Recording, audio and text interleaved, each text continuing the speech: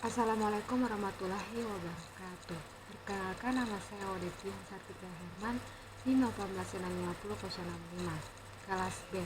Di sini saya akan menjelaskan materi 6 fase desain dari manajemen proyek TI. Baik, langsung saja. Aktivitas utama dalam fase desain adalah membuat top dan medium level dari desain sistem dan mendokumentasinya dalam spesifikasi desain. Aktivitas kedua dimulai dengan melakukan rencana tes penerimaan. ATP adalah sebuah dokumen tes yang akan digunakan untuk mendemonstrasikan seluruh fungsi sistem kepada user pada fase penerimaan. Terdapat dua langkah dalam mendesain sistem software, yaitu pertama, bagilah sistem menjadi beberapa komponen secara fungsional. Kedua, hubungkanlah komponen-komponen tersebut. Dua, desain yang terstruktur. Tujuan utama dari desain yang terstruktur adalah memecah sistem menjadi bagian yang lebih kecil, teratur, dan mudah untuk dibangun. Desain top, down, dan desain bottom up. Ketiga, pertukaran desain tingkat atas. Umumnya banyak desain tingkat atas yang dapat mencapai atau memperoleh hasil yang sama dalam sebuah sistem software. Contohnya, desain tingkat atas hanya salah satu cara untuk memecahkan sistem ABC ke dalam komponen-komponen utama. Keempat, desain tingkat menengah. Setelah TLD terpilih, kita harus membagi masing-masing fungsi atau komponen utama menjadi beberapa subfungsi atau komponen. Kita akan lihat bagaimana hal tersebut dilakukan untuk menggabungkan sistem perusahaan basket weaving. Diawali dengan memberi nomor setiap komponen utama pada TLD. Kelima, kamus desain.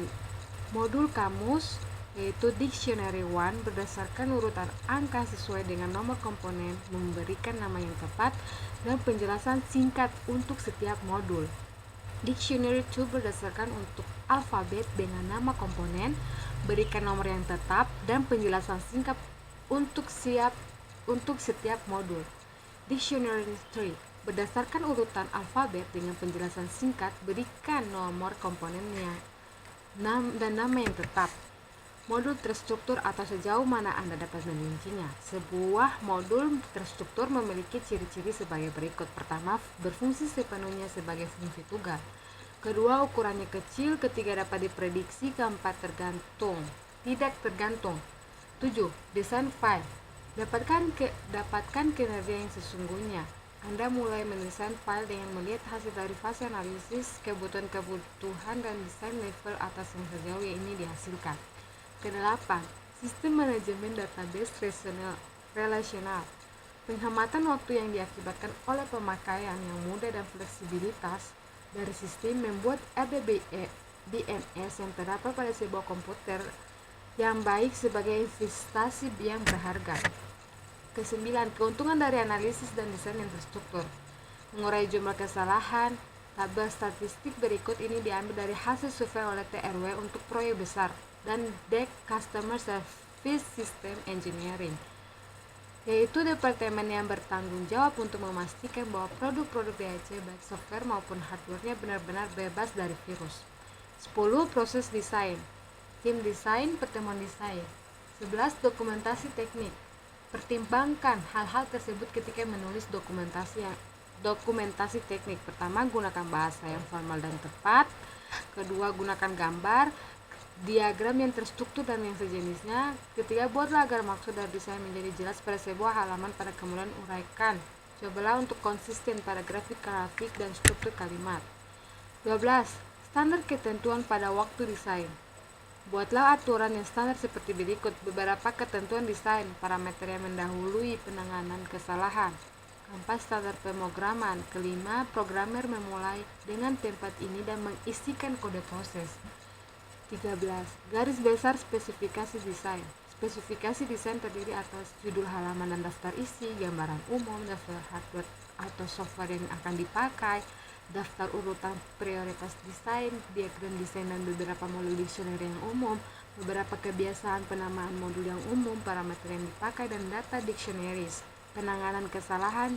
Jelaskan bagaimana kesalahan akan ditangani. Standar pemrograman terstruktur, alat pemrograman terstruktur, top level design termasuk struktur diagram TLD, medium level design termasuk struktur diagram MLD, modul dan kamus data, file dan tabel. 14. Menguji desain. Ketika desain telah diselesaikan, semuanya harus berjalan dengan benar. Maksudnya adalah untuk menjamin hal-hal berikut ini. Semua keperluan spesifikasi fungsi sudah ketemu. Desain mudah diprogram dan dipelihara, dapat diimplementasikan sesuai dengan waktu dan anggaran. 15. Merubah permintaan sesuai dengan desain. Beberapa desain yang rinci akan selalu membawa pada perubahan permintaan. Anda harus kembali kepada user sekarang dan meyakinkan user bahwa dia sebenarnya tidak menginginkan apa yang diminta sebelumnya. 16.